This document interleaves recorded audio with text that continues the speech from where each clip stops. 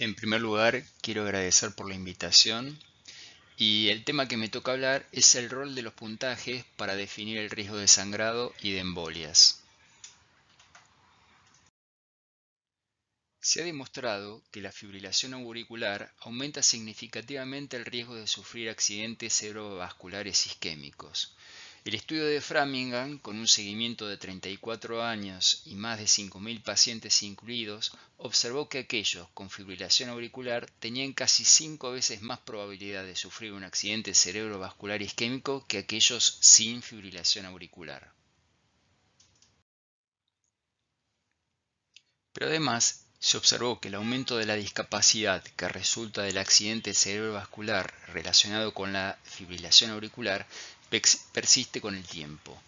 Los ACV en sujetos con fibrilación auricular se clasificaron con mayor frecuencia como graves en comparación con los accidentes cerebrovasculares en aquellos sin fibrilación auricular, no solo en la fase aguda, sino también en los puntos temporales de 3, 6 y 12 meses posteriores al ACV. En el gráfico vemos en amarillo el porcentaje de discapacidad grave en los pacientes con fibrilación auricular versus en naranja el porcentaje de discapacidad grave en los pacientes con accidente cerebrovascular sin fibrilación auricular. En la fase aguda, el 73% de los pacientes con ACV por FA tuvieron discapacidad grave frente al 33% de los pacientes con ACV sin fibrilación auricular. A los 3 meses, el 58% de los pacientes con ACV por FA tenían una discapacidad grave en comparación con el 16% de los pacientes con ACV sin fibrilación auricular. A los 6 meses, 36% de los pacientes con fibrilación auricular y ACV tenían discapacidad grave en comparación con 16% en los pacientes con ACV sin fibrilación auricular, y a los 12 meses del ACV, el 30% de los pacientes con fibrilación auricular tenían discapacidad grave en comparación con el 11% de los pacientes con ACV sin fibrilación auricular.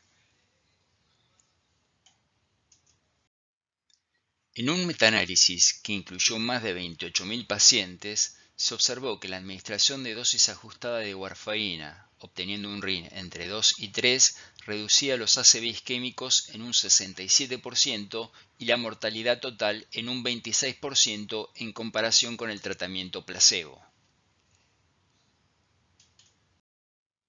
Sin embargo, siempre tenemos que poner en la balanza que disminuir el riesgo de isquemia con el tratamiento anticoagulante podría aumentar el riesgo de sangrados. Por esto, se comenzaron a utilizar puntajes de riesgo que nos permitirán predecir en cada paciente el riesgo de embolia y el riesgo de sangrado para determinar si era un candidato apropiado o no para recibir el tratamiento anticoagulante. Uno de los primeros puntajes utilizados fue el CHAD, donde se observaba que la tasa de accidente cerebrovascular por 100 pacientes años en pacientes que no recibieron tratamiento antitromбótico aumentaron con un factor de 1.5 por cada aumento de un punto en la puntuación de CHAD. Sin embargo, mientras la escala de CHAD clasificaba bien a los pacientes de alto riesgo, genera un gran grupo de riesgo intermedio, más del 60%, y la puntuación de CHAD 0 no identifica realmente a los pacientes que tienen bajo riesgo trombótico, ya que presentan una tasa anual de riesgo trombótico cercana al 3%. La escala de CHAD-VASc incluye la descompensación de la insuficiencia cardíaca independientemente de la fracción de eyección. Por lo tanto, considera no solo los pacientes con fracción de eyección disminuida, sino también los pacientes con fracción de eyección conservada o disfunción moderada a grave asintomática en algún estudio de imágenes, y también a la miocardiopatía hipertrófica. La hipertensión, aún estando bien controlada por medicación antihipertensiva, y el objetivo sería obtener una presión arterial menor de 130/80 para lograr una disminución en el riesgo de ACV, muerte y de otras complicaciones.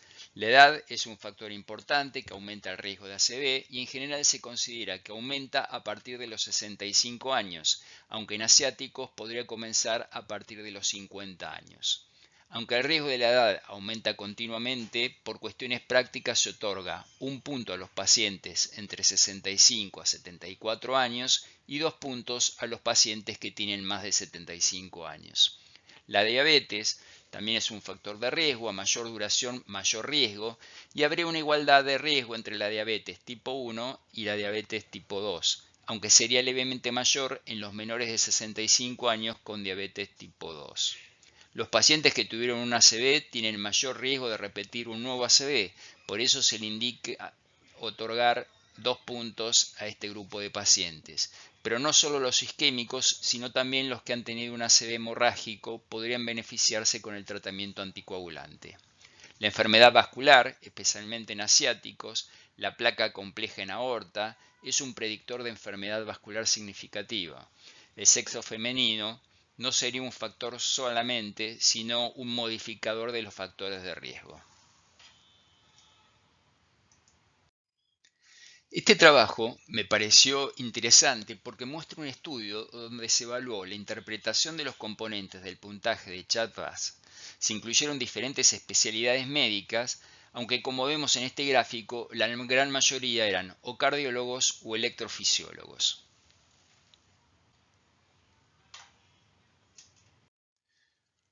Cuando se le preguntó qué significaba la C en el Chad-VAS a este grupo de médicos, vemos como el 97% indicó que significaba insuficiencia cardíaca o disfunción sistólica del ventrículo izquierdo, lo cual es correcto.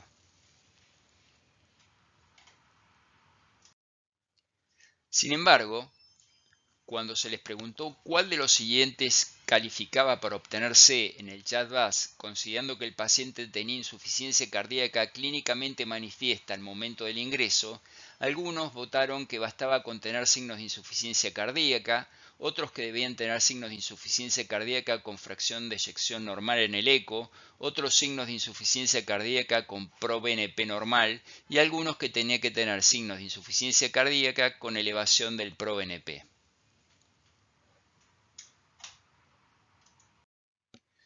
Cuando se les preguntó cuál de los siguientes califica para obtener la puntuación en el Chad-VAS, considerado clínicamente que no había signos de insuficiencia cardíaca, la respuesta fue que bastaba la disfunción sistólica del ventrículo izquierdo moderada severa, pero algunos, en forma incorrecta, que bastaba la disfunción sistólica leve en el eco, la elevación del ProBNP e incluso algunos hablaban de función del ventrículo izquierdo conservada con ProBNP normal.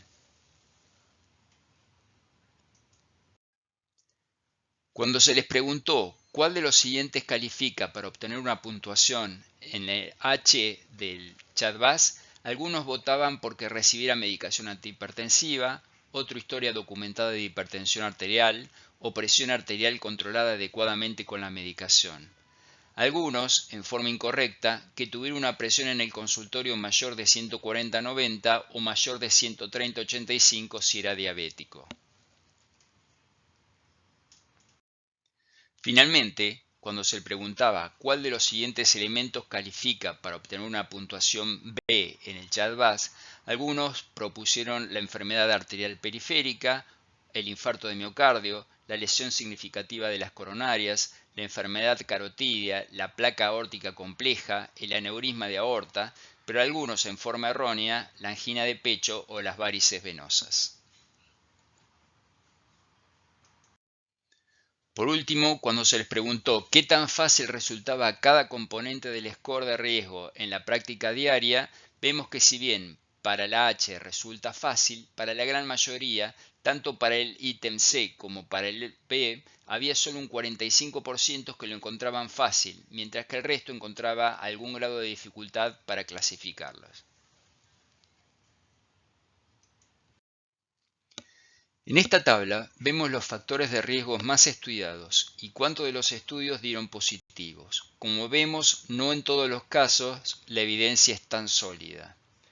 Otros factores de riesgo clínicamente a considerar serían la función renal afectada, la apnea obstructiva del sueño, la miocardía hipertrófica, la amiloidosis, la hiperlipidemia, el tabaquismo, el síndrome metabólico, la enfermedad maligna.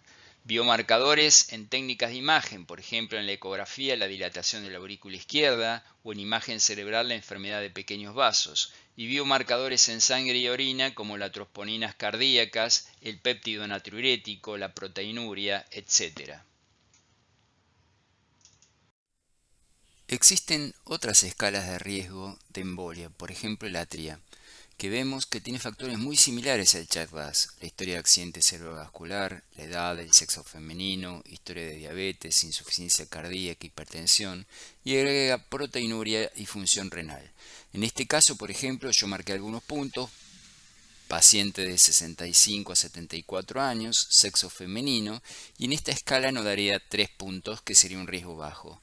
Riesgo bajo es entre 0 y 5 puntos y de una tasa menor del 1% de riesgo anual de accidente cerebrovascular isquémico. Sin embargo, si hubiéramos aplicado la escala de CHA2DS por ser mujer y con edad mayor a 65 años, sería 2 puntos, con lo cual ya el riesgo sería importante y habría que anticoagularla.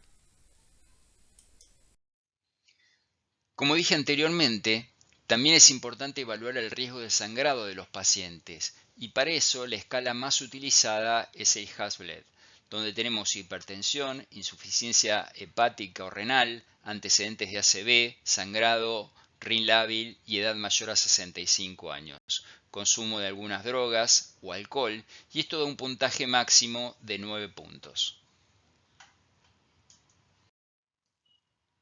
La figura muestra las curvas de incidencia acumulada de hemorragia grave en la corte sin anticoagulantes según la regresión de riesgo competitivos. Se omitió la curva para el puntaje Hasbled 8 ya que solo 2 pacientes estaban en esta categoría.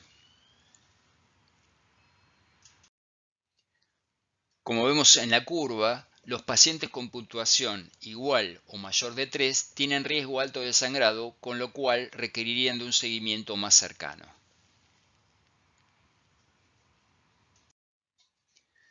A diferencia del Hasbled, el Orbit se obtuvo de una población de pacientes que incluía antagonistas de la vitamina K, como la warfarina, así como anticoagulantes directos.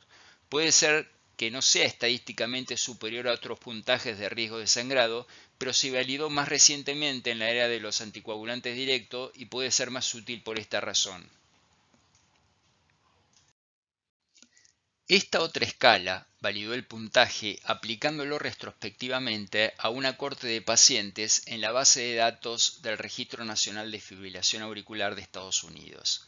El sistema de puntuación consta de 11 criterios. Antecedentes de sangrado vale 2 puntos, mientras que los otros 10 valen 1 punto cada uno.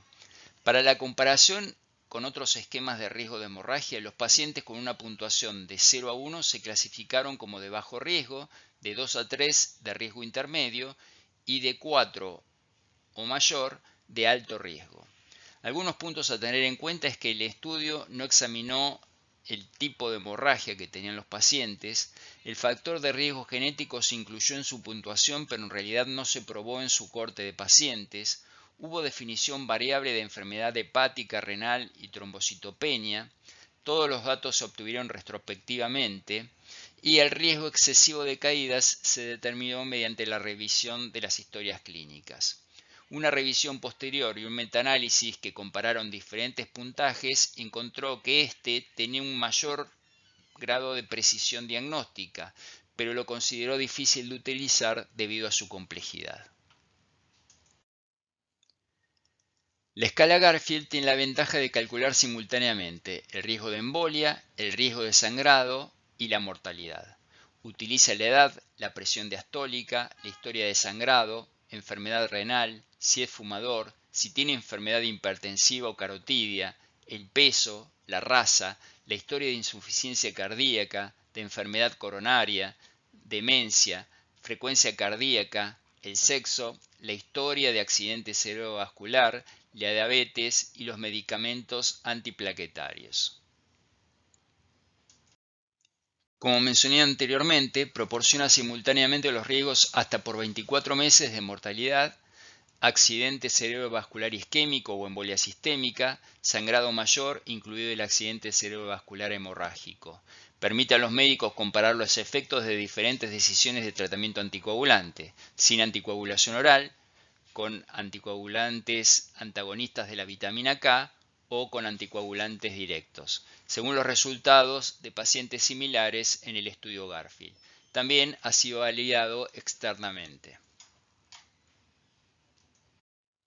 Finalmente, tenemos que tener en cuenta que existen factores de riesgo no modificables o parcialmente modificables que son importantes desencadenantes de complicaciones hemorrágicas que actúan en sinergia con los factores de riesgo modificables. La prevención de los eventos trombóticos es esencial en los pacientes con fibrilación auricular. La terapia antitrombótica disminuye el riesgo de eventos tromboembólicos a expensas de aumentar el riesgo hemorrágico, por lo cual es crucial valorar el riesgo individual a la hora de tomar la decisión del inicio del tratamiento anticoagulante. Para ello disponemos de varios puntajes de riesgo, tanto de tromboembolia como de sangrado. Uno de los principales problemas a la hora de evaluar el riesgo relacionado con la prevención del ACV en los pacientes con FA es la superposición, como vimos, de posibles factores de riesgo de ACV y de factores de riesgo de sangrado. Es fundamental también una definición clara para cada componente del CHA2DS y el acceso a la educación basado en las guías para los profesionales de la salud. Es importante recordar que el riesgo de ACV y sangrado cambian con el tiempo y con la adquisición de más comorbilidades, por lo cual se debe realizar una nueva evaluación periódicamente. Para evaluar el riesgo es esencial para garantizar una gestión adecuada de la fibrilación auricular y para reducir el riesgo de resultados adversos. Muchas gracias.